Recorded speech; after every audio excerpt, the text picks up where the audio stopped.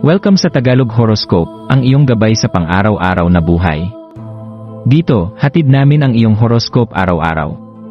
Alamin kung ano ang naghihintay para sa iyo sa pag-ibig, trabaho, kalusugan, at swerte.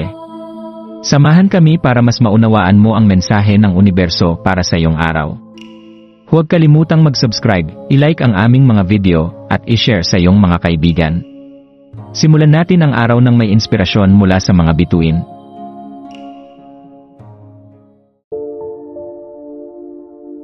Narito ang iyong pang-araw-araw na horoscope para sa Aquarius ngayong January 4, 2025. Habang sumisikat ang araw sa Sabado, January 4, maaaring maramdaman mong gumalaw ang iyong mapanlabanang espiritu, isang paalala ng iyong natatanging kakanyahan. Ang enerhiya sa paligid mo ay nag-aanyaya ng kalayaan at pagiging totoo, hinihikayat ka na ipahayag ang iyong pagiging individual ng buo at malakas. Yakapin ang iyong mapanlabanang ugali ngayon, ngunit tandaan kung paano ang pagiging sociable ay maaaring magtaglay ng impluensya sa iyong mga pag-isip at aksyon. Habang ang buwan ay nasa Pisces, maaari mong madama na ang iyong imahinasyon ay lumilipad sa mga bagong taas.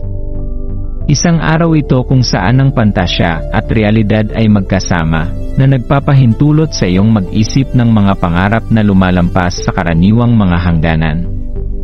Ang iyong isipan ay maaaring maglakbay sa mga marangyang ideya na magdudulot ng kagalakan o inspirasyon, kaya hayaan mong magabayan ng mga pagbabago sa pag-isip ang iyong pagkamalikhain.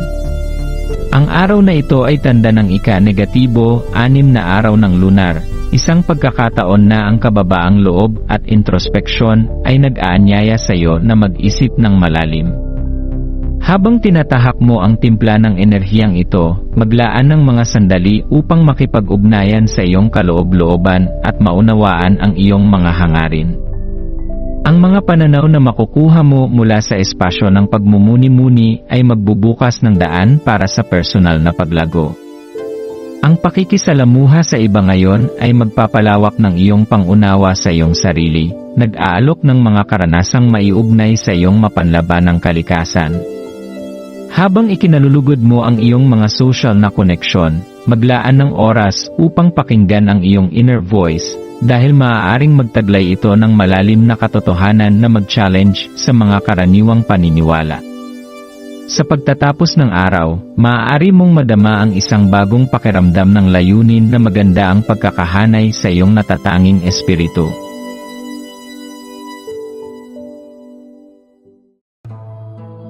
Maraming salamat sa panonood ng iyong horoscope ngayon araw. Naway gabayan ka ng mga bituin sa iyong landas. Huwag kalimutang mag-like, share, at subscribe para sa iba pang cosmic na kaalaman. Hanggang sa muli, manatiling konektado sa universo,